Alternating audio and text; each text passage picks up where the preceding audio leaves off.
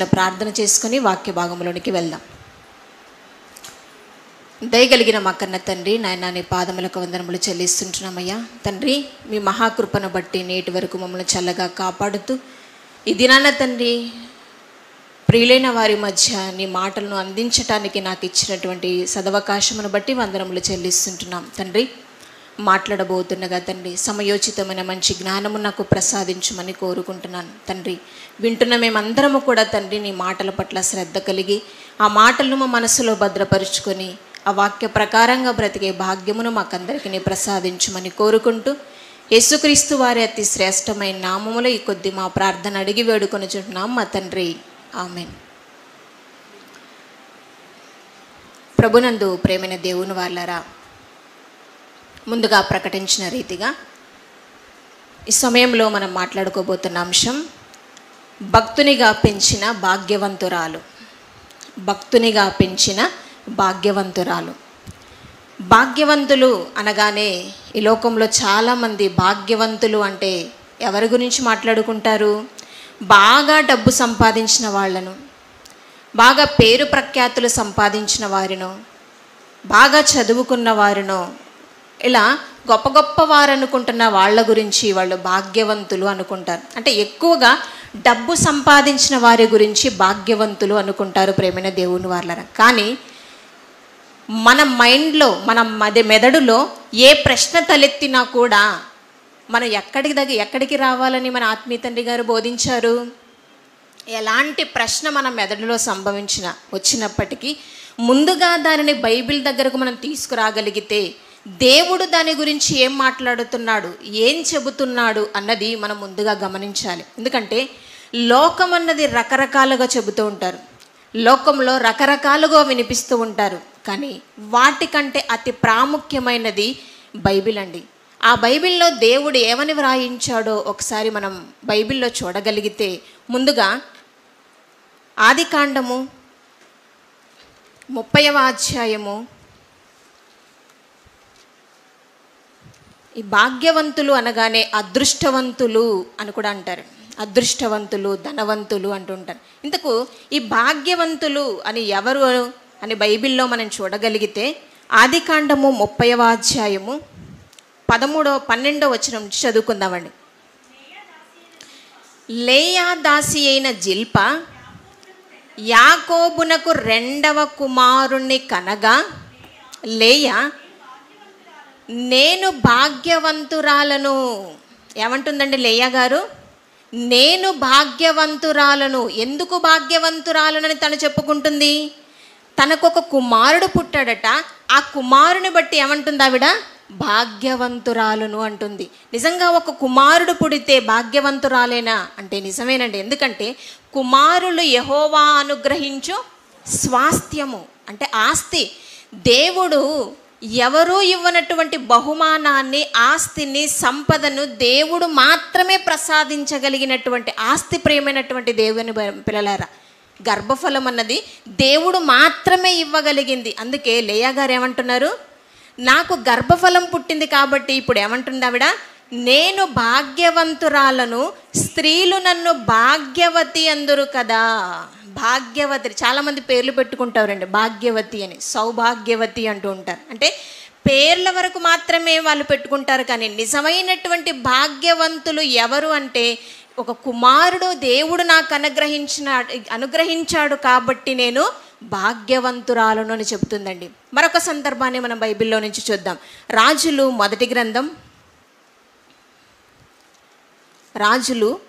గ్రంథం 10వ అధ్యాయము. ఇంకొక స్త్రీ ఎందుకు భాగ్యవంతులు అని చెబుతుందో మరొక మాటను చదువుకుందామండి. రాజులు మొదటి గ్రంథం 10వ అధ్యాయము 8వ వచనం చదువుకుందామండి. నీ జనులు భాగ్యవంతులు, నీ ముందర ఎల్లప్పుడూ నిలిచి నీ జ్ఞానవచనములను వినుచుండు నీ సేవకులు భాగ్యవంతులు అంటుందండి. అంటే షేబా దేశము నుంచి వచ్చినటువంటి ఒక రాణి ఏమని చెబుతుందండి? సొలొమోను దగ్గర పనిచేసేటటువంటి సేవకుల విషయం మాట్లాడుతూ ఏమంటుందంటే, నీ జనులు భాగ్యవంతులు, ఎందుకంటే నీ దగ్గర నిలుచుండి నీ నోట నుంచి వచ్చేటటువంటి జ్ఞానపు వచనాలను వినేటటువంటి నీ జనులు భాగ్యవంతులు. ఎందుకు? ఆమె ఒక దేశానికి రాణిగా ఉన్నా, రాణిగా పనిచేస్తున్నప్పటికీ కూడా, ఒక దేశాన్ని ఏలుతున్నప్పటికీ కూడా దేవుని యొక్క మాటలను, నీ నోటి నుంచి వచ్చేటటువంటి ఆ జ్ఞానపు వచనాలను వినేటటువంటి అవకాశం నా జీవితంలో లేదు. ఏదో ఒక రోజు వచ్చాను, నీ మాటలు వింటున్నాను, ఇక నేను వెళ్ళిపోవాల్సి వస్తుంది, కానీ ఎల్లప్పుడూ నీ దగ్గరే నిలబడి నీ నోటి నుంచి వచ్చే జ్ఞానపు వచనాలను వినేటటువంటి నీ జనులు లేదా నీ సేవకులు భాగ్యవంతులు అంటుంది ప్రేమైన దేవుని వారలారా. అంటే ఎవరు భాగ్యవంతులు? దేవుని యొక్క మాటలను వినేటటువంటి వారు భాగ్యవంతులు. నిజంగానండి, ఇక్కడ చేరి ఉన్న మీరందరూ కూడా భాగ్యవంతులా కాదా? భాగ్యవంతులమేనండి. ఎందుకంటే ఆత్మీయ తండ్రి గారి నోట నుంచి ఎన్నో మాటలను, ఎన్నో విలువైన సంగతులను మనం నేర్చుకోగలుగుతున్నాం. అసలు మన జీవితం ఏంటి, మన బ్రతుకేంటి, మనం ఎందుకు ఈ భూమి మీదకి వచ్చాం, ఎందుకు బ్రతకాలి, ఎందుకు ఈ లోకాన్ని విడిచిపెట్టి వెళ్ళిపోతున్నాము, మన జీవిత పరమార్థం ఏంటని మనకు తెలియచెప్పాడు చూడండి. ఆయన నోట నుంచి వచ్చే ప్రతి మాటలను విని మన జీవితాలను బలపరుచుకుంటూ, మార్చుకుంటూ దేవుడికి దగ్గరవుతున్నాం కదా. నిజంగా మనమంతా కూడా ఎవరు ఇప్పుడు భాగ్యవంతులం అండి. అదే చెప్తుంది ఆవిడ, నీ జనులు భాగ్యవంతులు అని మాట్లాడుతుంది. ఇంకా ఎవరు భాగ్యవంతులు? ఇంకొక మాట చదువుకుందామండి. హెబ్రీయులకు రాసిన పత్రిక 11వ అధ్యాయము, హెబ్రీయులకు రాసిన పత్రిక 11వ అధ్యాయము 24వ వచనం చదువుకుందామండి. మోషే పెద్దవాడైనప్పుడు విశ్వాసమును బట్టి ఐగుప్తు ధనము కంటే క్రీస్తు విషయమైన నింద గొప్ప భాగ్యమని ఎంచుకొని, మోషే గారు తన జీవితంలో ఏది భాగ్యం అనుకుంటున్నాడండి? క్రీస్తు విషయమైన నింద గొప్ప భాగ్యం అని అనుకున్నాడట. క్రీస్తు విషయం కొరకు నేను పడేటటువంటి పాటలు అంటే, అంతకు ముందే ఆ ఫరో రాజు ఏలుతున్నటువంటి ఐగుప్తు దేశానికి రాజుగా నియమిస్తామన్నా, నా కుమారుడిగా ఒప్పుకో అని చెప్పినా కూడా ఆ రాజరికాన్ని వద్దు అనుకున్నాడు, ఐశ్వర్యాన్ని వద్దు అనుకున్నాడు, తనకున్నటువంటి ఆ సంపద అంతా కూడా కాలదన్నుకొని ఏమని కోరుకుంటున్నాడు? నీ క్రీస్తు విషయమైన నింద గొప్ప భాగ్యం అనుకున్నాడు. ఆ క్రీస్తు కొరకు నేను అనేక పాటలు పడాలి అనుకున్నాడు. ప్రేమైన దేవుని వాళ్ళంటే ఏది గొప్ప భాగ్యమో మన జీవితంలో ఆలోచించాలండి. చాలామంది అనుకుంటారు మంచి మంచి ఉద్యోగాలు సంపాదించడం గొప్ప విషయం అనుకుంటారు, ఇంకా ఎన్నో గొప్ప గొప్ప రాజులుగా బ్రతకాలని, గొప్ప గొప్ప సంపదలన్నీ కూడా, ఎక్కువ బంగారం వేసుకోవాలని కొంతమందికి ఆశ ఉంటుందండి, రకరకాలవి ధరించుకోవాలని ఆశ కొంతమందికి ఉంటుంది. అంటే లోకములో ఏది భాగ్యవంతమైనది, ఏది భాగ్యవతి విషయం, భాగ్యవంతురాలు ఎవరు భాగ్యవంతులు అన్నది ఈ లోకానికి అర్థం కావట్లేదు ప్రేమైన దేవుని వాళ్ళ. కానీ దేవుడు ఎంత చక్కగా వ్రాయించాడో మరొక మాటను చదువుకుందాం. పక్కనే యాకోబు రాసిన పత్రిక, యాకోబు రాసిన పత్రిక 2వ అధ్యాయము 5వ వచనం చదువుకుందామండి. నా ప్రియ సహోదరులారా ఆలకించుడి, ఈ లోక విషయములో దరిద్రులైన వారిని విశ్వాసమందు భాగ్యవంతులుగాను, తన్ను ప్రేమించు వారికి తాను వాగ్దానము చేసిన రాజ్యమునకు వారసులుగాను ఉండుటకు దేవుడు ఏర్పరచుకొనలేదా? ఇంకా ఎవరిని భాగ్యవంతులు అంటున్నాడండి దేవుడు? ఈ లోక విషయములో దరిద్రులైన వారిని విశ్వాసమందు భాగ్యవంతులట. అంటే క్రీస్తునందు మనం విశ్వాసం కలిగిన వారమైతే, దేవుని యందు భయభక్తులు కలిగి చెడుతనాన్ని విసర్జిస్తూ ఈ లోకంలో మనం దరిద్రులుగా ఉన్న, దేవుడి దృష్టిలో మనం ఎలా ఉన్నామట? విశ్వాస విషయములో మనము భాగ్యవంతులుగా. అంటే లోకం దృష్టిలో మనం చీప్గానే కనిపించవచ్చు. వీళ్ళేంటి ఎప్పుడూ దేవుడని వెళ్ళిపోతారు, పని లేదు పాట లేదని మన గురించి నీచంగా మాట్లాడుకున్నా, మన గురించి చెడ్డగా మాట్లాడుకున్నా, దేవుడు మాత్రం మనం ఎలా చూస్తున్నాడండి? విశ్వాస విషయములో మనని భాగ్యవంతులుగా ఆలోచిస్తున్నాడు ప్రేమైన దేవుని వల్ల. అంటే లోకానికి దేవుడికి చాలా తేడా ఉన్నట్టుగా మనకు కనపడుతుంది. లోకం ఒక విషయములో భాగ్యవంతులు అనుకుంటే దేవుడు మాత్రం మరొక విషయములో భాగ్యవంతులుగా గుర్తిస్తున్నారు. నిజంగానండి, ఈరోజు దేవుడు గర్భఫలాలను ప్రతి మనిషికి దయచేస్తున్నాడు. ఈ భూమి మీద గర్భఫలాలను దయచేస్తుంటే దేవుడిచ్చినటువంటి ఆ పిల్లలను, ఆ గర్భఫలాలను దేవుడు అనుగ్రహిస్తే ఆ గర్భఫలాలను దేవుని కొరకు మనం పెంచగలుగుతున్నామా? దేవుడిచ్చినటువంటి ఆ భాగ్యవంతురాలునని లేయా గారు మాట్లాడుతుంది కదండి. ఆ భాగ్యవంతులు ఆ రాలిగా మనం మారగలిగినప్పుడు నిజంగా దేవుడిచ్చినటువంటి ఆ బహుమానాలను మరలా చక్కగా దేవుని కోసం మనం పెంచగలుగుతున్నామా లేదా అన్నది మనల్ని మనం ప్రశ్నించుకోవాలి ప్రేమైన దేవుని వల్ల. ఎందుకంటే చాలామంది మాట్లాడుతూ ఉంటారండి, ఏముందండి, ఏం ప్రయోజనం అండి, 4 కుమారులున్నా కూడా అవసాన దశలో వాళ్ళెవరిని కూడా పట్టించుకునే దిక్కు లేక అనాథాశ్రమంలో పడి చేస్తున్నారు అని మాట్లాడుతుంటారు. అంటే ఏం ప్రయోజనం? 4 కుమారులున్నా కుమార్తెలున్నా ఏం ప్రయోజనము అంటే వాళ్ళ పరిస్థితి ఏంటి? వాళ్ళు భాగ్యవంతులుగా లేరు ప్రేమైన దేవుని వాళ్ళు. ఎందుకు? వాళ్ళ కుమారులు లేదా వాళ్ళ పిల్లలను సరిగా దేవుళ్ళో వారు పెంచలేకపోయారు. అంటే పిల్లలు ఎప్పుడైతే చక్కగా దేవుళ్ళో పెరుగుతారో లేదా వాళ్ళను ముసలి వయసులో వాళ్ళని చూసుకోగలిగినప్పుడే వాళ్ళని భాగ్యవంతులను లోకం కూడా మాట్లాడుతుంది. కానీ దేవుడు ప్రతి పిల్లలను పుట్టిస్తున్నప్పుడు ఎలా పుట్టించాడట? యథార్థవంతులుగా పుట్టించను. ప్రసంగి గ్రంథంలో మనకు కనపడుతుంది కదండి. ప్రసంగి గ్రంథం 7వ అధ్యాయము 29వ వచనం చదువుకుందామండి. ప్రసంగి గ్రంథం 7వ అధ్యాయము 29వ వచనం చదువుకుందాం. దేవుడు నరులను యథార్థవంతులనుగా పుట్టించను. అంటే పుట్టిస్తున్నటువంటి ప్రతి బిడ్డను కూడా దేవుడు యథార్థవంతులుగా పుట్టిస్తున్నాడు.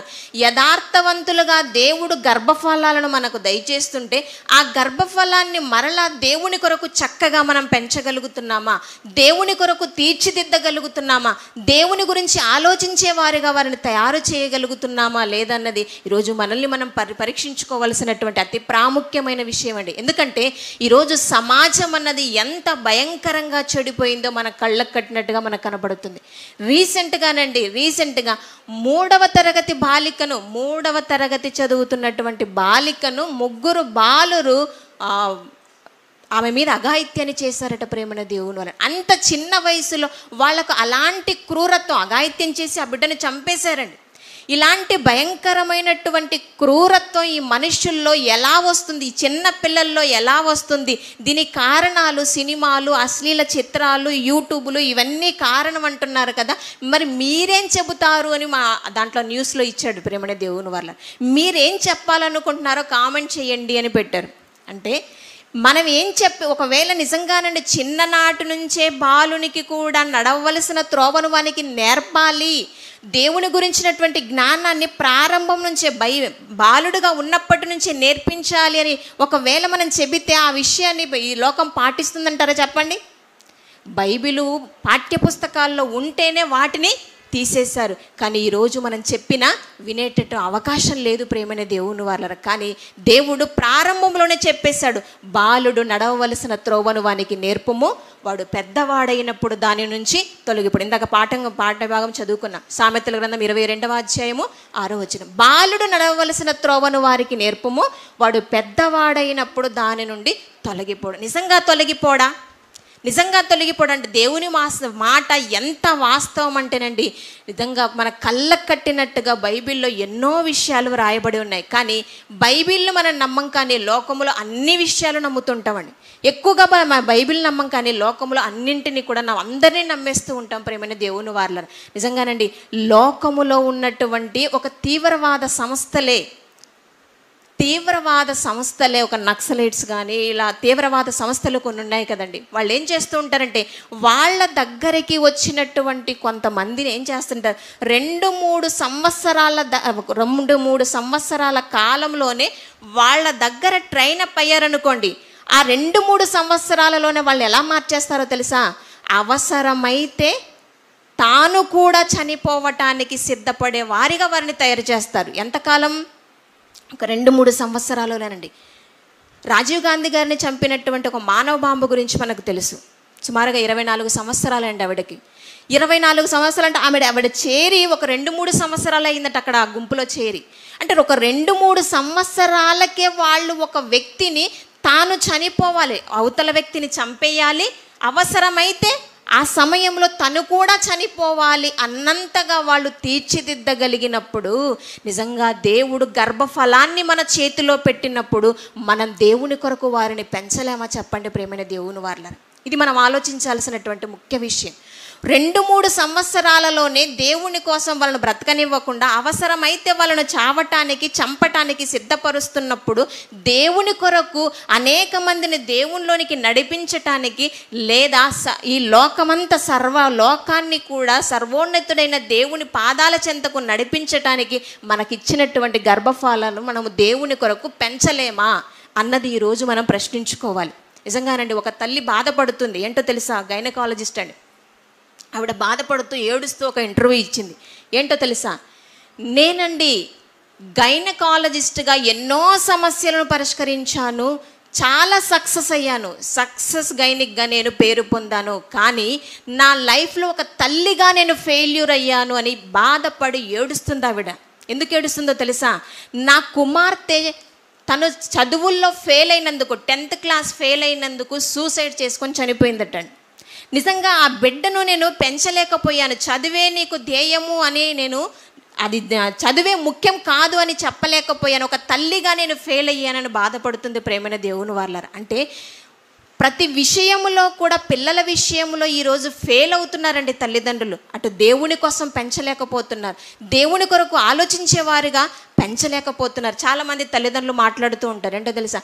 మేము ఎంత చెప్పినారండి, కూర్చోరండి, ఒకవేళ దేవుని సన్నిధిలోకి మేము బలవంతంగా తీసుకొచ్చినా అక్కడ అల్లరి చేస్తుంటారండి, మాట్లాడుతూ ఉంటారండి, సరిగా మోకాళ్ళు లేజరు, ప్రార్థన చేసుకోరు, వాక్యం చదవరు అని బాధపడుతూ ఉంటారు. అసలు దీనికి కారణం ఏంటి అన్నది మనం ఆలోచించాలి. మన పిల్లలు బైబిల్ చదవకపోవడానికి గల కారణం ఏంటి? మన పిల్లలు ప్రార్థించకపోవడానికి గల కారణం ఏంటి? దేవుని సన్నిధిలో భయభక్తులు కలిగి జీవించకపోవటానికి అసలు సిసలైనటువంటి కారణం ఏంటి అన్నది మనం ఆలోచించాలి. ఎక్కడ మనం ఫెయిల్యూర్ అవుతున్నాం, ఎక్కడ పొరపాటు జరుగుతుంది, ఏది సమస్య అన్నది మనం ఆలోచించాలండి. ఎందుకంటే దేవుడు మనకు అప్పగించాడు. ఎలా అప్పగించాడు? యథార్థవంతులుగా, పరిశుద్ధులుగా మనకు అప్పగించాడు. అలా అప్పగించినటువంటి మన దేవునికి మరలా అప్పగించేటప్పుడు ఎలా ఉండాలి?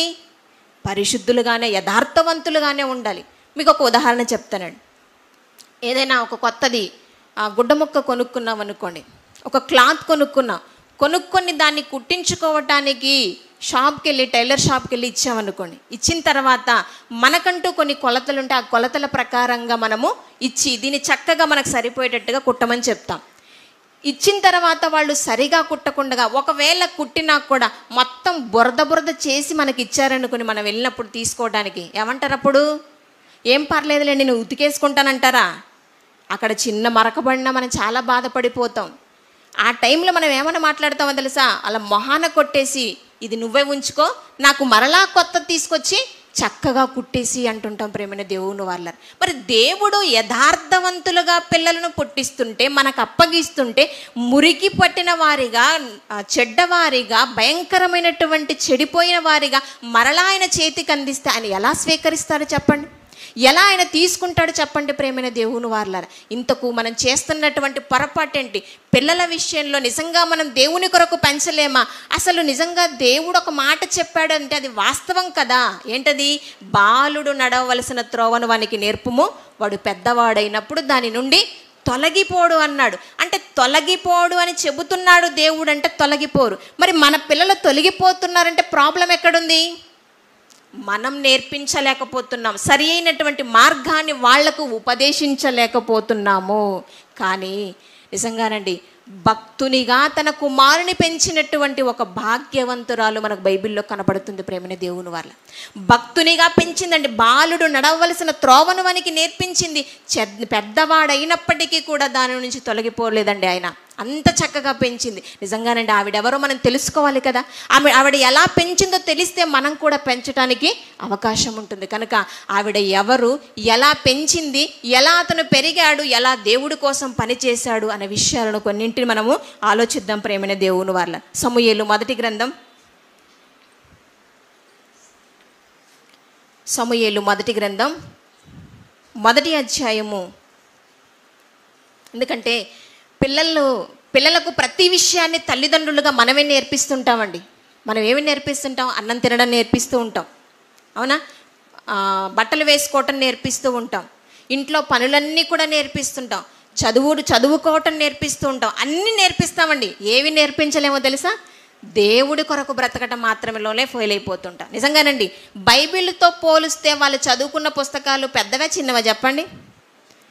6th క్లాస్ 7th క్లాస్కి వచ్చేసరికి ఇంత లావుగా ఉంటాయండి, ఈ సైజులో ఉంటాయి పుస్తకాలు. మరి అన్ని పుస్తకాలను చదివేయగలుగుతున్నారు. చదవకపోయినా వాళ్ళకు టీలు కాఫీలు చేసి దగ్గరుండి కూర్చొని వాళ్ళను చదివిస్తూ ఉంటాయి. కానీ బైబిల్ విషయంలో మనం మాత్రం శ్రద్ధ తీసుకోలేకపోతున్నాం ప్రేమైన దేవుని వల్ల. అంటే ఎక్కడో పొరపాటు మనదే జరుగుతుంది అన్నది మనకు అర్థమవుతుంది. ఆ పొరపాటు ఎక్కడ చేస్తున్నామన్నది ఒక తల్లిని చూస్తే మనకు అర్థమవుతుంది. ఒక విషయాన్ని మనం చదువుకుందామండి. సమూయేలు మొదటి గ్రంథం మొదటి అధ్యాయము 10వ వచనం నుంచి చదువుకుందాం. ముందుగా ఇక్కడ మనకు తెలిసినటువంటి విషయాలేనండి. హన్నా, ఎల్కానా ఇద్దరు కూడా భార్యాభర్తలు. హన్నా గారికి పిల్లలు లేరు. ఆవిడ పిల్లలు లేక బాధపడుతూ ఉంది. అలా బాధపడుతున్నప్పుడు ఆ గొడ్రాలుగా ఉన్న ఆవిడ గురించి ఎందుకు బాధపడుతుంది చెప్పండి? చుట్టూ ఉన్నటువంటి సమాజం ఏమంటారు ఆవిడని? నువ్వు గొడ్రాలివి.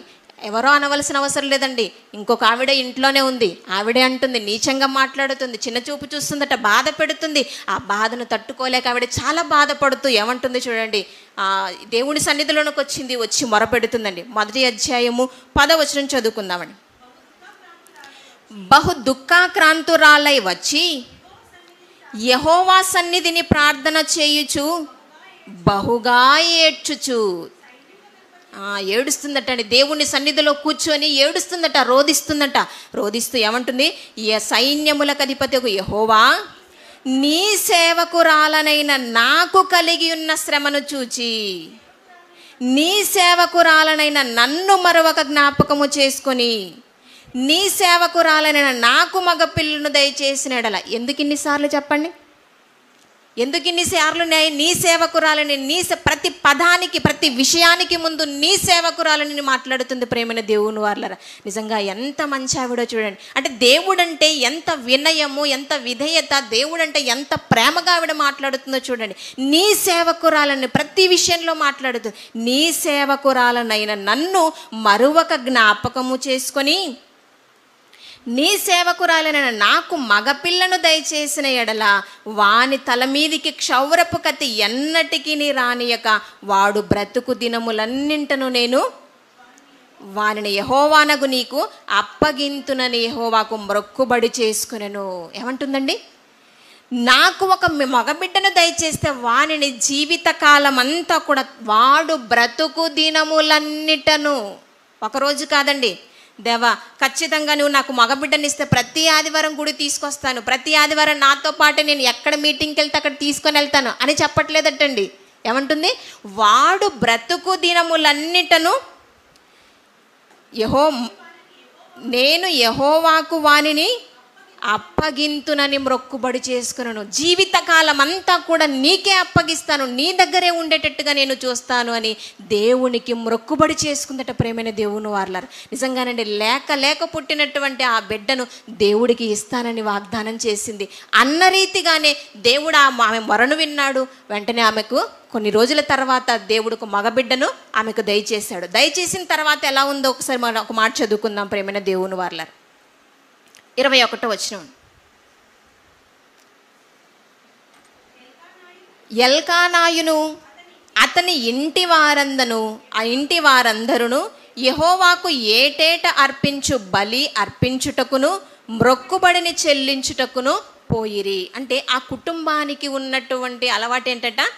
ఏటేటా షిలోహులోని మందిరానికి వెళ్ళి బలులు అర్పించటం ఆ కుటుంబానికి ఉన్నటువంటి అలవాటు, ప్రేమైన దేవుని వాళ్ళ. అలాగే అలవాటులో భాగంగానే కుటుంబం అంతా కూడా వెళ్ళిపోతున్నారు. కానీ ఈ హన్నా గారు మాత్రం నేను రాను అంటుందండి. ఎందుకు రాను?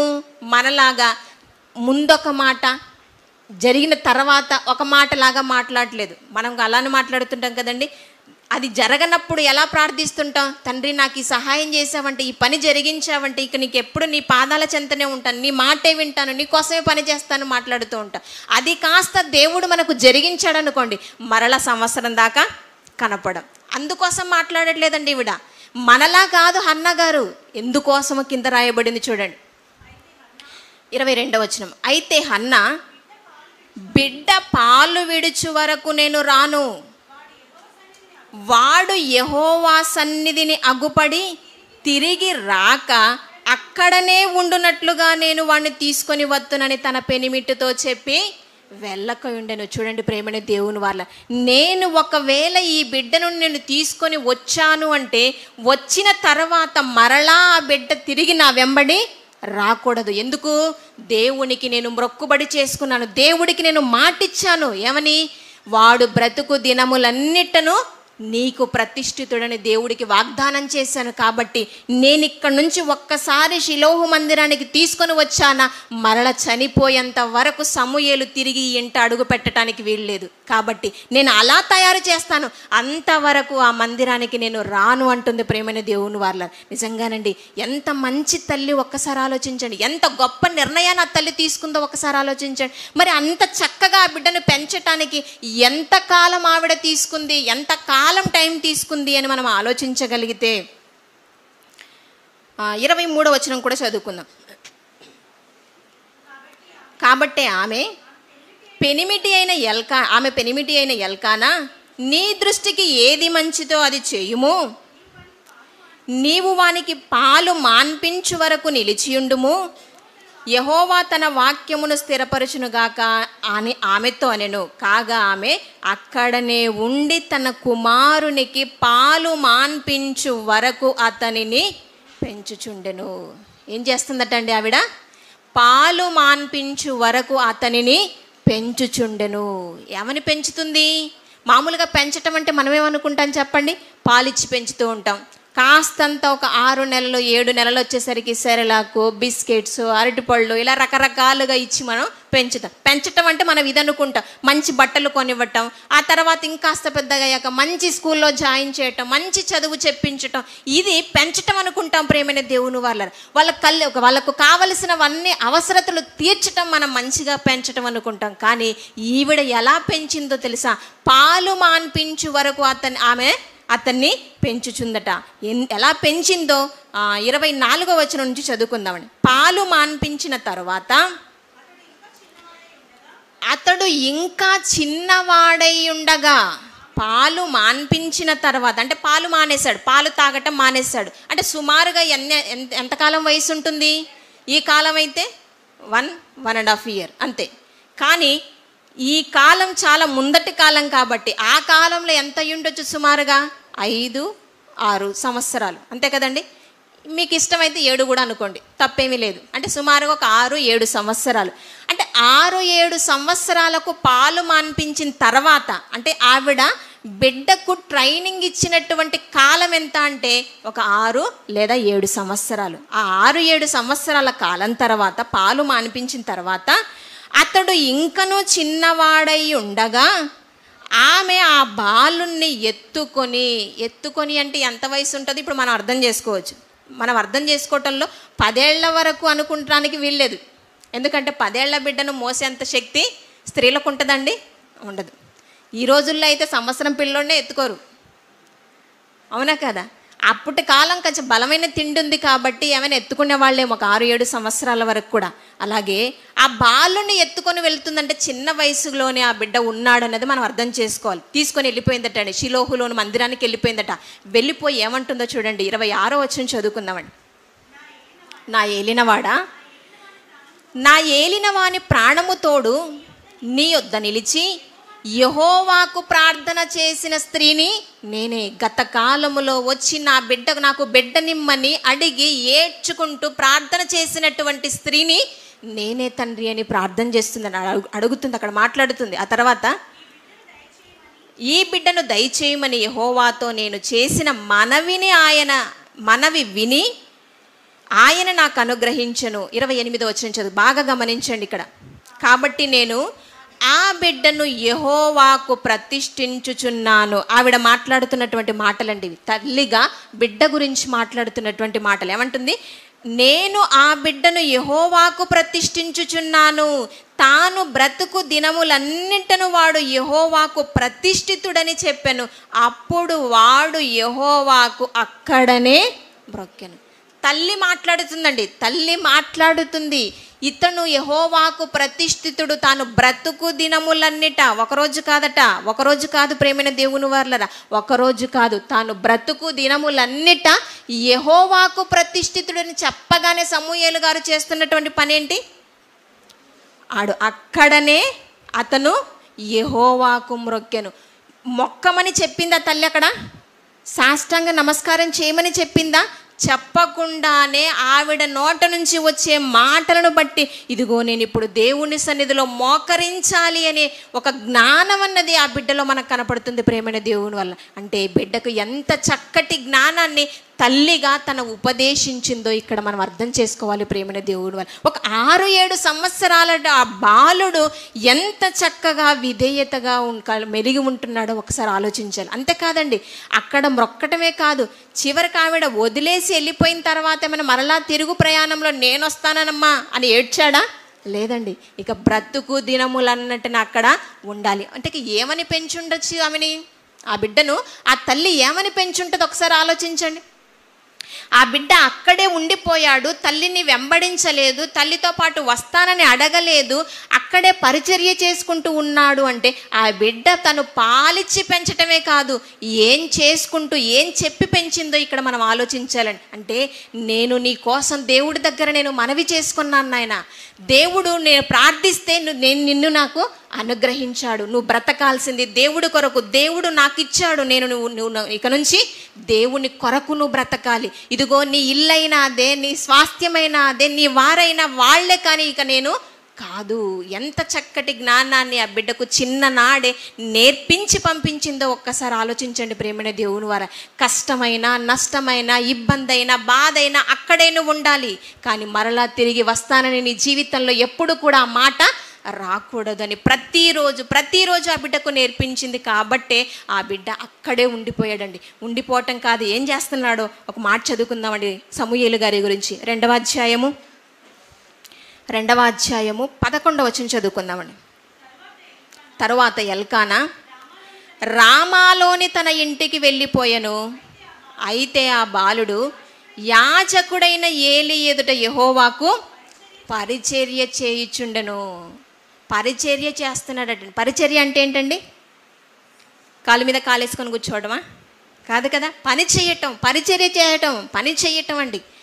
అంటే బాలుడుగా అతడున్నాడు. అంటే 6 ఏళ్ల వయసులో ఉన్నటువంటి ఆ బాలుడు ఆ బిడ్డకు తల్లే తినిపించాలి, అంతే కదండి. తల్లే గోరుముద్దలు తినిపిస్తుంది, స్నానం చేయాలన్నా తల్లే చేస్తుంది, తనకు బట్టలు ఉతుక్కోవాలన్నా తల్లే చెయ్యాలి. అలాంటి చిన్న వయసు బాలుడుగా ఉన్నాడు అతను. కానీ ఆ బాలుడుగా సేవలన్నీ చేయించుకోవలసినటువంటి వయసులో ఉన్నటువంటి సమూయేలు మాత్రం ఏం చేస్తున్నాడట? సేవ చేసేవాడుగా ఉన్నాడట. యెహోవాకు పరిచర్య చేయించుండెను. యెహోవాకే కాదండి, ఏలీ గారికి కూడా వృద్ధుడు కాబట్టి ఆయనకు కూడా సహాయపడుతుండొచ్చు ప్రేమైన దేవుని వల్ల. అంటే ఎంత చక్కగా ఆ బిడ్డ పరిచర్య చేయించుకోవలసినటువంటి వయసులో పరిచర్య చేసేవాడుగా ఎదిగాడు. అంటే దానికి కారణం ఎవరు? హన్నా అనే తన తల్లి గారు చక్కగా దేవుడి గురించి నేర్పించిందండి. అందుకే చెప్తున్నాడు దేవుడు, బాలుడు నడవవలసిన త్రోవను వానికి నేర్పము, వాడు పెద్దవాడైనప్పుడు దాని నుండి తొలగిపోడు అంటున్నాడు. నిజంగానండి. పోనీ ఆయన ఉన్న ఇంట్లో ఏమైనా పరిస్థితులు బాగున్నాయా? ఆయన ఉన్న ఇంట్లో ఏమైనా పరిస్థితులు బాగున్నాయి? మామూలుగా పిల్లల్ని చాలామంది హాస్టల్లో ఉంచుతుంటారండి.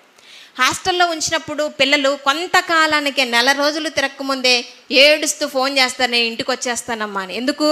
అక్కడ ఫుడ్ సరిగా లేదు, అక్కడ దోమలు కుడుతున్నాయి, అక్కడ నల్లులు ఉన్నాయి, రకరకాల సమస్యలు చెప్పేస్తూ ఉంటారు, వచ్చేస్తూ ఉంటారు రిటర్న్. ఏడ్చేసి పారిపోయి వచ్చేటటువంటి పిల్లలు కూడా ఉంటారు. ఎందుకు? అక్కడ పరిస్థితులు బాగాలేవు. కానీ మరి ఏలీ గారు అక్కడ వెళ్ళి ఉంటున్నాడు, క్షమించండి, సమూయేలు గారు వెళ్ళాడు, ఉంటున్నాడు. మరి అక్కడ పరిస్థితులు ఏమైనా బాగున్నాయా? ఆయన ఉన్నటువంటి ఇంట్లోనే ఆ ఏలీ గారి యొక్క కుమారుల పరిస్థితి ఏమైనా బాగుందా? వాళ్ళు ఎలా ఉన్నారో తెలుసా? దుర్మార్గులుగా ఉన్నారట. చదువుకుందామని ఆ మాట కూడా 2వ అధ్యాయము 15వ వచనం చదువుకుందామండి. ఇదియుగాక వారు క్రొవ్వును దహింపక మునుపు యాజకుని పనివాడు వచ్చి బలి పశువును వధించు వానితో, యాజకునికి వండించుటకై మాంసమిమ్ము, ఉడకబెట్టిన మాంసము అతడు నీ యొద్ద తీసుకొనడు, పచ్చి మాంసమే కావలను అని చెప్పుచూ వచ్చెను. 17వ వచనం కూడా చదువుకుందాం.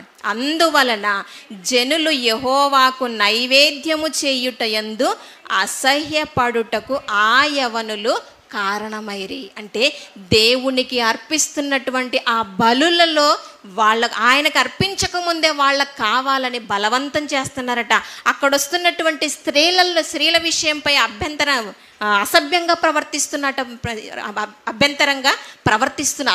ప్రవర్తిస్తున్నారట ప్రేమని దేవుని వాళ్ళ. అంటే వాళ్ళ జీవితంలో దుర్మార్గంగా ప్రవర్తిస్తున్నారు అన్నది ఏలీ కుమారుల విషయంలో మనకు అర్థమవుతుంది. మరి అలాంటి పిల్లలను చూస్తున్నటువంటి సమూయేలు గారు ఏమైనా ఇక్కడ మాత్రం నేను ఉండకూడదు, ఇక్కడ ఎందుకు ఉండాలి, చక్కగా మా అమ్మగారి దగ్గరికి నేను వెళ్ళిపోదాం, మా నాన్నగారి దగ్గర నేను ఉందాం అనుకున్నాడా?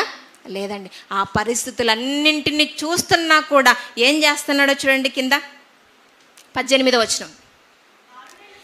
బాలుడైన సమూయేలు నారతో నేయబడిన ఏఫోదును ధరించుకొని యెహోవాకు పరిచర్య చేయుచుండెను. అవన్నీ చూస్తున్న పరిస్థితులన్నీ గమనిస్తూ ఉన్నా కూడా ఏం చేస్తున్నాడటైనా? నారతో నేయబడిన ఏఫోదును ధరించుకొని పరిచర్య చేయుచుండు. నిజంగా ఒక డ్రెస్ విషయంలో కూడా ఎలాంటి నియమ నిబంధనలు ఆ బిడ్డకు తన తల్లి నేర్పించిందో ఒకసారి ఆలోచించండి. డ్రెస్సింగ్ విషయంలో కూడా ఎంత ఆ బాధ్యతగా ప్రవర్తించాలని నేర్పించిందో ఒకసారి ఆలోచించండి. ఈరోజు మన పిల్లలకు మనం ఎలాంటి డ్రెస్సులు వేస్తున్నాం? ఏ కొత్త మోడర్న్ డ్రెస్ వచ్చిందంటే మా పిల్లకు మనం అలా కొనిపించాలని ఏమంటుంటారంటే చిన్న పిల్లలే కదండి, ఏమవుతుందిలేండి, చిన్న వయసే కదా, ఈ వయసులో వేయకపోతే ఇంకే వయసులో వేస్తామని మాట్లాడుతూ ఉంటారండి చాలామంది. ఇలా కొనిచ్చామని మాట్లాడుతుంటే. కానీ ఈ సమూయేలు గారు మాత్రం ఎలా ఉన్నారట? నారతో నేయబడిన ఏఫోదును ధరించుకొని యెహోవాకు పరిచర్య చేయుచును. అలా ఈయన గురించి చదువుకుంటూ వెళ్ళిపోతానండి. ఎక్కడ చూసినా కూడా యెహోవా దయందును మనుషుల దయందును ఆయన పెరుగుతూ వచ్చాడట. ఎక్కడ కూడా ఏ తప్పు చేయకుండా తన జీవితంలో తన చుట్టూ ఉన్నటువంటి సమాజంలో ఎంతమంది తప్పు చేస్తున్నా అది కళ్ళారా చూస్తూ ఉన్నప్పటికీ కూడా తన జీవితంలో తప్పు చేయటానికి ముందడుగు వేయలేదు. ఎందుకు? బాలుడు నడవవలసిన త్రోవను వానికి నేర్పుము, వాడు పెద్దవాడైనప్పుడు దాని నుండి తొలగిపోడు అనే విషయాన్ని ఆవిడ నమ్మింది. ఆ బాలుడైన సమూయేలు గారికి నేర్పించింది. అలాగే సమూయేలు గారు బ్రతికారు. మనం పెద్దయ్యాక చాలామంది అంటుంటారండి, వీడు చిన్నప్పుడు బాగానే ఉన్నాడండి, ఈ మధ్య ఇలా తయారయ్యాడండి అని మాట్లాడుతూ ఉంటారు. చిన్నప్పుడు చక్కగా ప్రార్థన చేసేవాడండి, ఇప్పుడేందో ఫ్రెండ్స్ అంటూ వెళ్ళిపోతున్నాడు, ఇలా తయారైపోయాడు అని మాట్లాడుతూ ఉంటారు. మరి సమూయేలు గారు ఏమైనా పెద్దవాడైనాక చెడ్డవాడుగా మారిపోయాడా? చూద్దాం ఆ మాట కూడా. సమూయేలు మొదటి గ్రంథం 12వ అధ్యాయము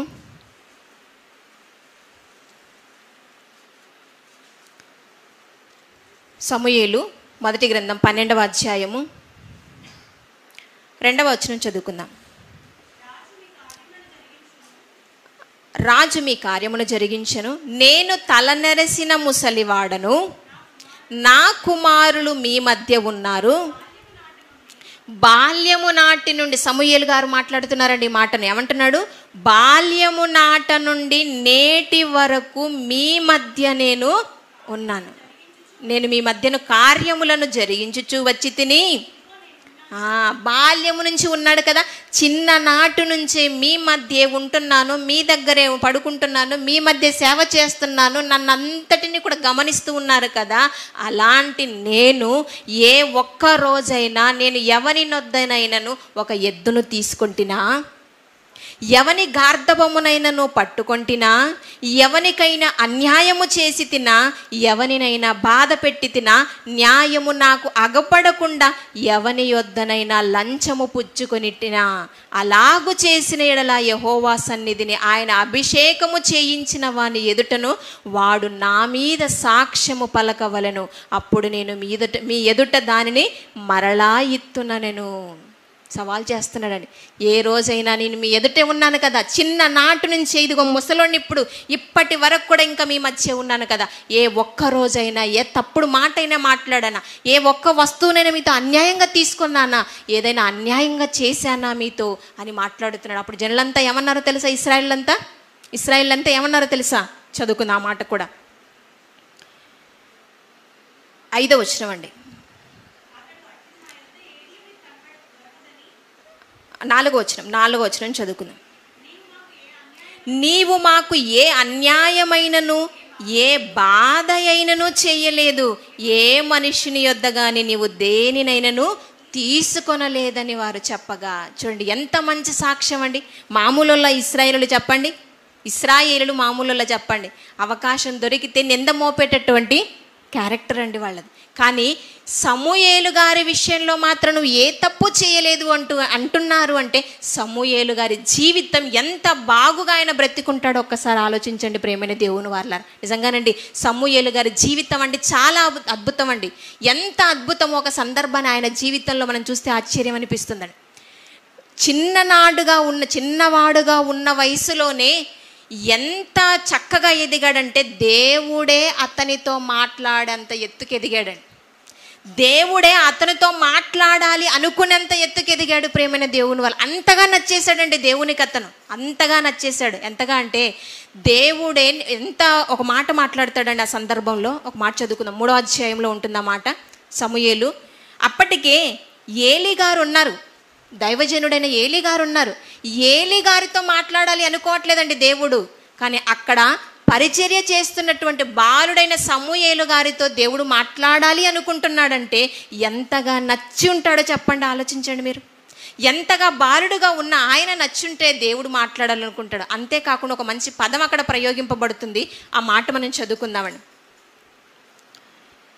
3వ అధ్యాయము 3వ వచనం నుంచి చదువుకుందాం. దీపము ఆరిపోక మునుపు సమూయేలు దేవుని మందసమున్న యెహోవా మందిరములో పండుకొని ఉండగాను యెహోవా సమూయేలును పిలిచెను.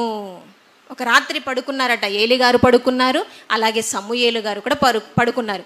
ఇద్దరు పడుకున్న తర్వాత సమూయేలు అని ఒక మాట వినపడిందండి. పిలిచినట్టుగా ఒక వాయిస్ వినపడింది. వెంటనే ఏం చేశాడు? మామూలుగా ఏ వయసులో ఉన్నాడు అతను? చిన్నవాడుగా ఉన్నాడు, బాలుడుగా ఉన్నాడు. ఆ వయసులో ఒక శబ్దము రాత్రిపూట పడుకున్నాక వినబడింది. లేచి వెళ్ళిపోయి ఏమంటున్నాడు చూడండి. అతడు చిత్తమండి నేనున్నానని చెప్పి ఏలీ గారి దగ్గరికి వెళ్ళిపోయాడండి డైరెక్ట్గా. సమూయేలు లేచి ఏలీ గారి దగ్గరికి వెళ్ళిపోయి, చిత్తమండి నేనున్నాను, మీ పిల్లల్లో ఎవరినైనా 10 ఏళ్ళు 15 ఏళ్ల వయసులో కూడా బాగా నిద్ర పట్టిన తర్వాత లేపి చూడండి, డాడీ గారు నేనున్నానండి చెప్పండి అంటారండి? అంటారా? కానీ సమూయేలు గారు ఎలా మాట్లాడుతున్నారు చూడండి, చిత్తమండి నేనున్నానండి. ఎంత పొలైట్ లాంగ్వేజ్ చూడండి, ఒకసారి ఆలోచించండి. ఎంత విధేయత అన్నది అతని జీవితంలో కనపడుతుంది చూడండి. అంటే పెద్దలంటే గౌరవించేటట్టు ఒక తత్వం అన్నది తల్లిగా ఆవిడ నేర్పించిందండి. చిత్తమండి నేనున్నానని అనగానే ఏలీ గారు ఏమన్నారు? ఏమైనా సమాధానం చెప్పారా? చెప్పకుండా ఏమంటున్నారు చూడండి. ఏలీ దగ్గరకు పోయి, నీవు నన్ను పిలిచితివి కదా, నేను వచ్చి తినన్నను. అతడు నేను పిలవలేదు, పోయి పండుకో. ఏమన్నాడంటే ఏలీ గారు, నేను పిలవలేదు, పోయి పండుకోమన్నాడు. సైలెంట్గా వెళ్ళిపోయాడు. మరలా పడుకున్నాడు. మరలా సమూయేలు అనే ఒక వాయిస్ వినపడింది. మరలా వచ్చాడు. మరలా వచ్చి, ముసలోడేంటి ఇప్పుడే పిలవలేదన్నాడు కదా, మరలా పిలుస్తున్నాడేంటి అని గునుక్కుంటూ వెళ్ళలేదండి. అలా వెళ్ళకుండా మరలా ఏమంటున్నాడు చూడండి. 6వ వచనం అండి.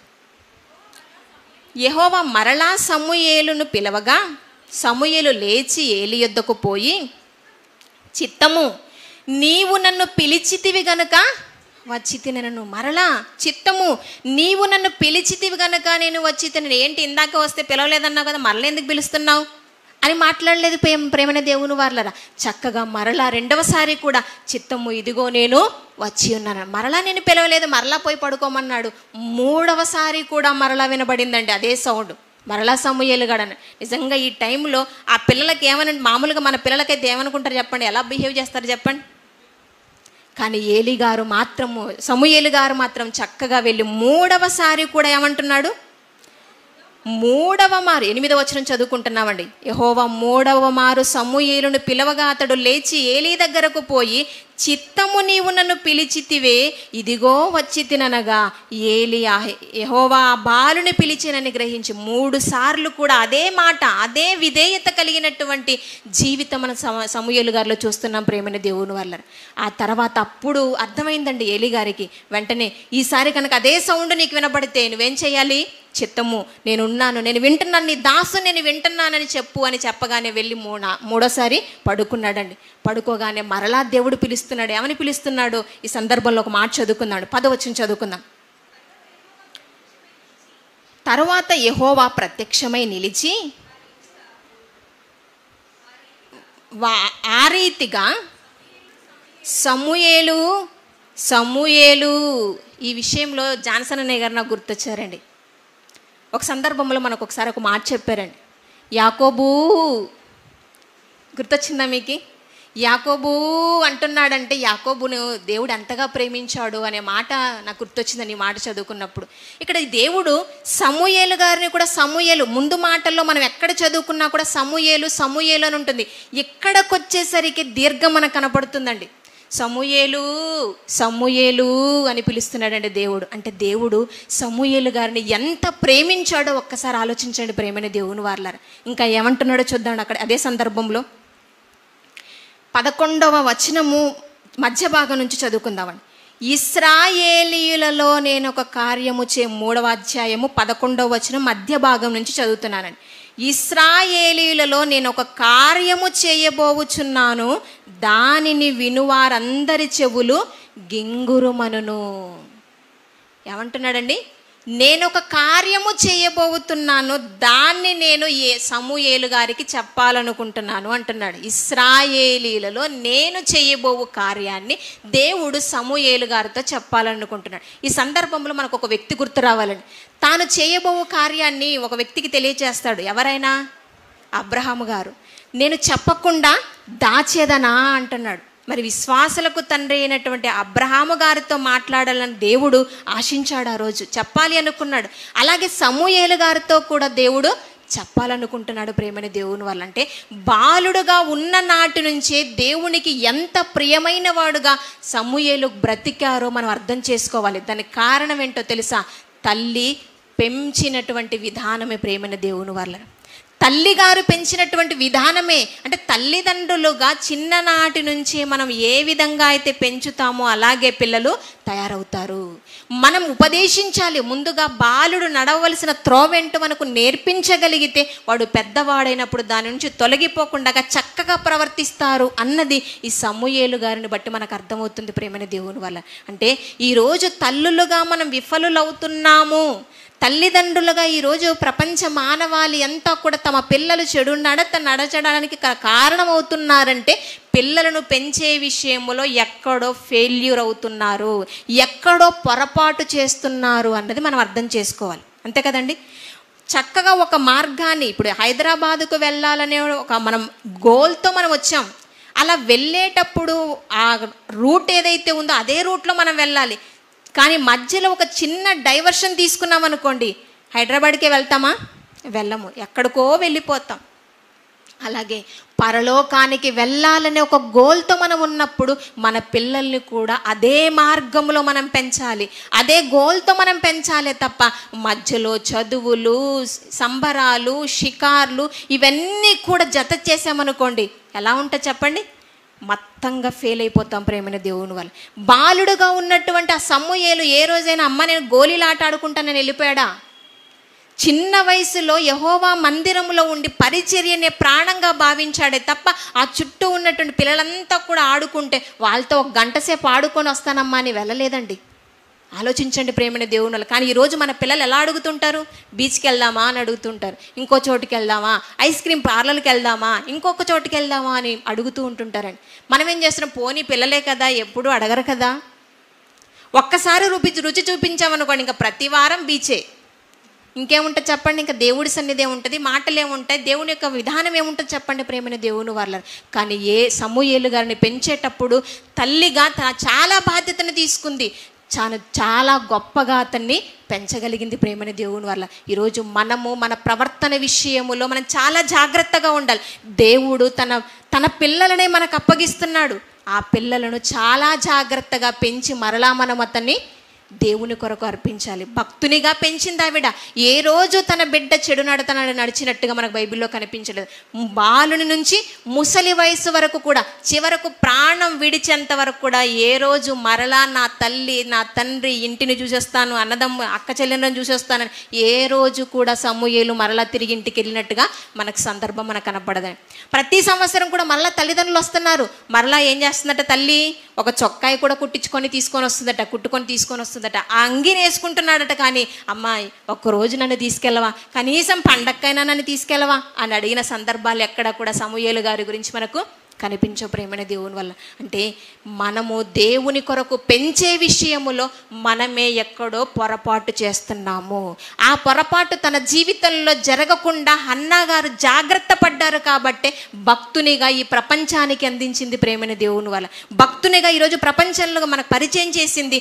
దేవుని కొరకు ఆయనను పెంచింది, దేవుని కొరకు ఆయనను అర్పించింది ప్రేమైన దేవుని వల్ల. ఈరోజు మనము మన పిల్లలను జాగ్రత్తగా పెంచగలిగితే ఇలాంటి భక్తులుగానే ఈ లోకానికి అందించగలం, దేవునికి కూడా మనం అందించగలం. కానీ ఈరోజు మనం చేస్తున్న పొరపాటు ఏంటో తెలుసా?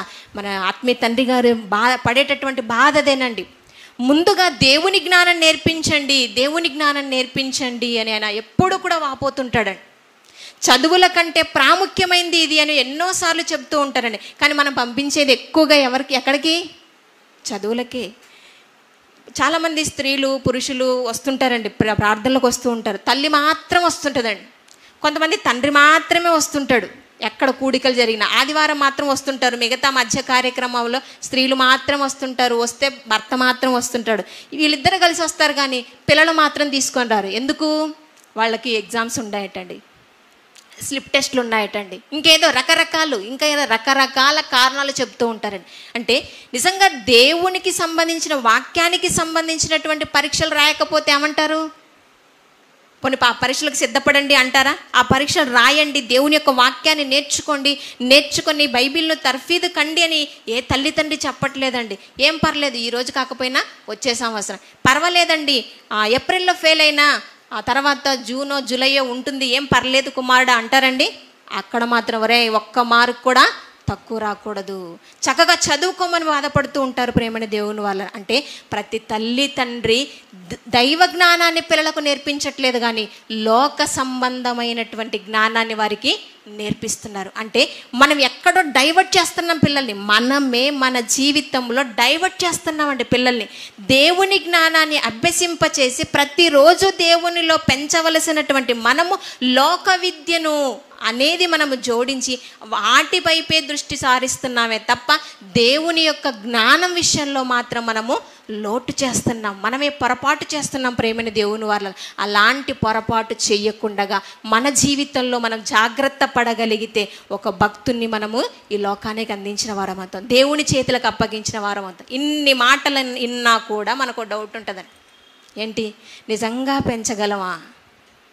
చాలామంది అంటుంటారండి, ఏమోనండి ఉంది సమూయేలు గారి గురించి ఉంది, చాలామంది సత్యమూర్తి గారి గురించి చదువుకుంటారు, చక్కగా ఆయన ఉన్నాడు, ఎంతోమంది యెఫ్తా కుమార్తె గారు ఉన్నారు, చాలామంది ఉన్నారు, కానీ మనం పెంచగలమా అనే ప్రశ్న ఒకటి మనకు తలెత్తుతుందండి. కానీ లోకములో ఉన్నటువంటి అసలు బైబిలే తెలియనటువంటి ఒక స్త్రీ 8 నెలల తన పాపను ఎంత చక్కగా పెంచిందో చూస్తే నోటి మీద వేలేసుకోక తప్పదండి. మనకు తెలియదండి, గర్భ సంస్కారం అనే ఒక పదం మనకు తెలీదా? తెలుసు. ఆ విషయం మనకు బైబిల్లోనే మనకు కనపడుతుంది. మన ఆత్మీయ తండ్రి గారు కూడా చాలా సందర్భాల్లో ఈ విషయాన్ని మనకు చెప్పారు. 8 నెలల బిడ్డను ఎంత చక్కగా తన పెంచిందో, ఎలా తీర్చిదిద్దిందో ఒక వీడియోని మనం చూద్దామండి, ఒక 2-3 నిమిషాలు. ముగించుకుందాం. 8 నెలల తన బిడ్డను ఎంత చక్కగా తను పెంచాలనుకుందో పెంచిందో ఒక మాట చూద్దామండి. బేబీ లెడ్ వీనింగ్ అని చేస్తున్నాను అనమాట. నార్మల్ గా బేబీస్ కి మదర్స్ ఫీడ్ చేస్తారు కదా, ట్రెడిషనల్ వీనింగ్ అది. నేనేంటి బేబీ అంత బేబీ తినడానికి కోసం నేను ఇది తీసుకున్నాను. తనంతకు తనే తింటది ఫుడ్. 8 months బేబీ అంటే నీట్ గా కాదు, తినేది వాట్ ఎవర్ ఇట్ ఈస్. అసలు తినడం అనేది 8 months లో స్టార్ట్ చేయటం ఇంపాసిబుల్. తనే తింటది. దోస, ఇడ్లీ, పూరి ఏది పెట్టినా తను తినేస్తది. అక్కడ టేబుల్ పైన పెట్టేస్తే తనే తీసుకొని తింటుంది. ఎలా నేర్పించారు అంటే అలాంటి ఆలోచన అసలు మీకెందుకు వచ్చింది? తన యాక్టివ్ గా ఉండటం చూసి వచ్చిందా లేకుంటే అసలు ఎట్లా మీకు? నార్మల్ గా నేను ఏంటంటే చిన్నప్పటి నుంచి నేను కొంచెం మెరిట్ స్టూడెంట్ నే. బట్ నాకు ఎప్పుడు ఒక కోరిక ఉండేది, నేను రికార్డ్స్ లో రావాలి, కొంచెం నేను ఏదైనా అచీవ్ చేయాలి అని. ఇలా తీర్చుకున్నారా? బట్ అది నా వల్ల అవ్వలేదు అనమాట. కొంచెం సిచ్యుయేషన్స్ ని బట్టి నేను కొంచెం జాబ్ అలా చేయాల్సి వచ్చింది. నేను ఎప్పుడైతే ప్రెగ్నెన్సీ అని తెలవగానే నేను కొంచెం బాగా ఎక్సైట్ అయిపోయాను. నాకు పుట్టబోయే బేబీ అన్ని నేర్చేసుకోవాలి అనేసి. సో గర్భ సంస్కారం అని చెప్పేసి ఇప్పుడు కొంచెం బాగా అందరికీ తెలుసు అనమాట గర్భ సంస్కారం అన్నది.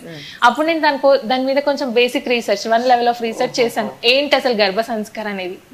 అది మనం బేబీస్ అన్ని ప్రెగ్నెన్సీలో ఉన్నప్పుడు మనం ఏదైతే చెప్తామో బేబీస్ అవి నేర్చుకుంటారు అని చెప్పేసి ఒక నమ్మకం. అంటే దాని వల్ల అలా జరుగుతుంది, ఎందుకు ట్రై చేయకూడదు, ఒకసారి ట్రై చేద్దాం అనేసి నేను 5th month ఉన్నప్పటి నుంచి నేను పాజిటివ్ అన్ని చెప్పేదాన్ని అనమాట ప్రెగ్నెన్సీలో. ఇలా ఉండాలి, నువ్వు అలా బయటకు వచ్చాక బాగా నేర్చుకోవాలి, కొంచెం సైలెంట్ గా ఉండాలి, రెస్పెక్ట్ గా ఉండాలి, ఇలా పాజిటివ్ అఫర్మేషన్స్ అన్ని చెప్పేదాన్ని అనమాట.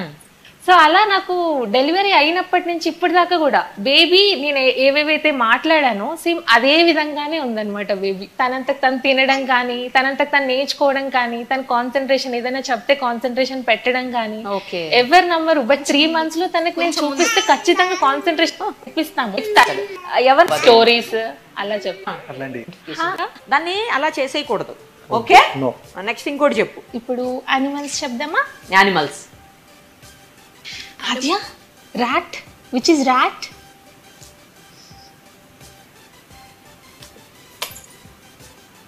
వెరీ గుడ్, అసలు సూపర్. అతను మీరు చెప్పేటప్పుడు ఏంటి అసలు ఇక్కడ విషయం ఏంటంటే which is tiger. Tiger.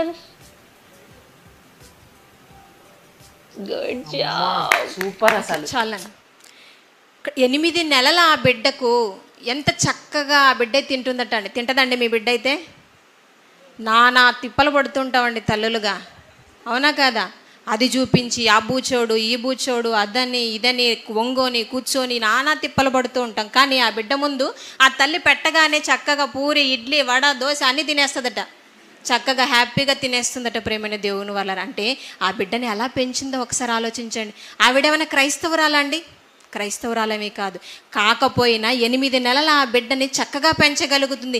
National flags చూపిస్తే కూడా చక్కగా ఏ దేశపు కరెన్సీ చూపిస్తే చెబుతుంది, ఏ దేశపు జెండా ఏదో గుర్తుపడుతుంది, అన్నీ ఉంటాయండి. అది 1/2 hour వీడియో ఉంటుంది. అది దాంట్లో ఈ దేశపు పలానా వీడియో పలానాది అని చక్కగా చెప్తుంది. జంతువుల్ని చెబుతుంది, పక్షుల్ని గుర్తుపడుతుంది, అన్నీ. అసలు ఇప్పటి వరకు మనం వినని బర్డ్స్ కూడా ఆ పేర్లన్నీ కూడా చెప్పగానే చక్కగా గుర్తుపట్టేస్తుందండి ఆ బిడ్డ.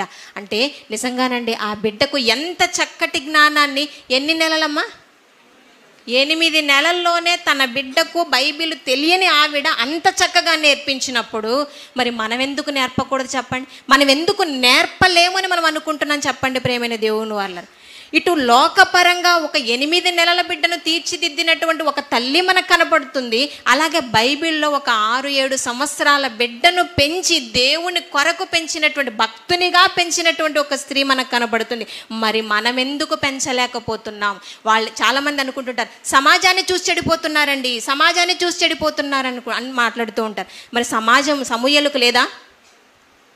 సమాజం ఎందుకంటే ఇంట్లోనే ఉండాలి కదా, ఇంట్లోనే ఉన్నారు. ఏలి కుమారులు భయంకరంగా ప్రవర్తిస్తున్నారు, అయినా కూడా ఆ బిడ్డ చక్కగా బ్రతికగలిగాడు. అంటే మనం పెంచటంలోనే ఎక్కడో పొరపాటు చేస్తున్నాము అన్నది మనం గమనించాలి. ఇంకొక పాప అండి, 5-6 సంవత్సరాల పాప బైబిల్ భగవద్గీతని ఎంత చక్కగా చెప్తుందో నిజంగా చూస్తే ఆశ్చర్యం అనిపించింది. రీసెంట్గా నాకు ఆ వీడియో దొరికిందండి. ఎంత చక్కగా బైబిల్ మనం నేర్పించలేకపోతున్నాం, కానీ భగవద్గీతలో ఏం పేరు చెప్పు, ఎలాంటి శ్లోకాలు చెప్పు, ఎంత అవలీలగా తను మాట్లాడగలుగుతుందంటే నిజంగా ఆశ్చర్యం అనిపించిందండి. మనం ఎందుకు చేయలేకపోతున్నాం? ఇంత మహాజ్ఞానాన్ని నేర్చుకున్న మనము మన పిల్లల్ని ఎందుకు వారిని ప్రిపేర్ చేయలేకపోతున్నాము? దేవుని వాక్యం తెలుసు, ఇలా చెయ్యగలవు అని తెలుసు. బాలుడు నడవలసిన త్రోవను వానికి నేర్పితే వాడు చెడిపోడు అనే సంగతి దేవుడు బైబిల్లో వ్రాయించిన మనం ఆ మాట నమ్మట్లేదు, అందుకోసం మనం ప్రయత్నం కూడా చేయట్లేదు. ఒక మాట అండి, ఆ వీడియో కూడా చూసి ముగించుకుందాం, ముగింపు ప్రార్థన చేసుకుందాం. 6 సంవత్సరాల పాప, వాయిస్ కొంచెం తగ్గించండి. చెప్తానండి. చెప్పేస్తావా? అబ్బాబ్బాబ్బా, చాలా నాలెడ్జ్ ఉంది అయితే నీకు. సో మరి నేను అడగనా? నేను అడుగుతుంటే చెప్పేస్తావా? ఏ క్వశ్చన్ అడిగినా చెప్తావా ఆన్సర్? ఏది అడిగినా? చెప్తానండి. మహాభారత యుద్ధం ఏ యుగంలో జరిగింది? ద్వాపర యుగములు. ఓకే. మహాభారత యుద్ధం ఏ ప్రదేశంలో జరిగింది? కురుక్షేత్ర రణరంగంలో. మహాభారత యుద్ధం ఎవరెవరి మధ్య జరిగింది? కౌరవులు మరియు పాండవుల మధ్య జరిగింది. మహాభారత యుద్ధం ఎన్ని రోజులు జరిగింది? 18 రోజులు జరిగింది. భగవద్గీతలో ఎన్ని అధ్యాయాలు ఉంటాయి? 18 అధ్యాయాలు ఉంటాయి. ఎన్ని శ్లోకాలు ఉంటాయి? 700 శ్లోకములు ఉంటాయి. పాండవులు మరియు కౌరవుల గురువు గారు ఎవరు? ద్రోణాచార్యులు. ద్రోణాచార్యుల తండ్రి ఎవరు? భరద్వాజ మహర్షి. ద్రోణాచార్యునికి పుత్రుడు ఎవరు? అశ్వత్థామ. భీష్ముడు ఎవరి పక్షాన యుద్ధం చేశారు? ఇలా అన్ని ప్రశ్నలకు సమాధానం చెప్తుందండి. ఇక శ్లోకాలు ఎంత చక్కగా చెప్పి ఆవిడ ఆ మీనింగ్ కూడా చెప్తుందో స్టార్టింగ్ నుంచి ఒకసారి. నరోపరాణి తదా శరీరాణి విహాయ జీర్ణాని అన్యాని సంయాతి నవాని దేహి.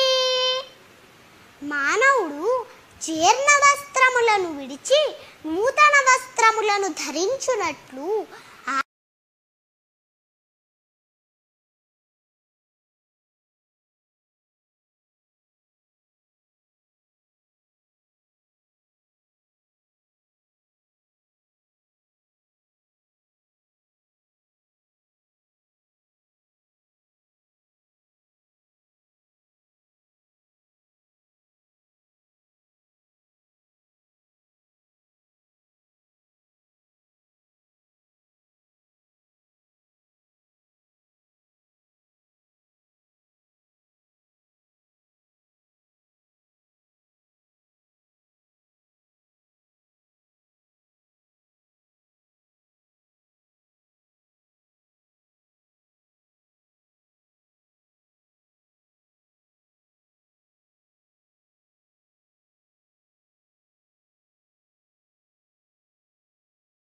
ఆ మాటల్ని దేవుని మన పిల్లలకు నేర్పించి చక్కగా భక్తునిగా ఈ లోకంలో పెంచి దేవునికి అప్పగించాలని మనస్ఫూర్తిగా కోరుకుంటూ ఈ మాటలు ముగిస్తున్నాను. చిన్న ప్రార్థన చేసుకుందాం.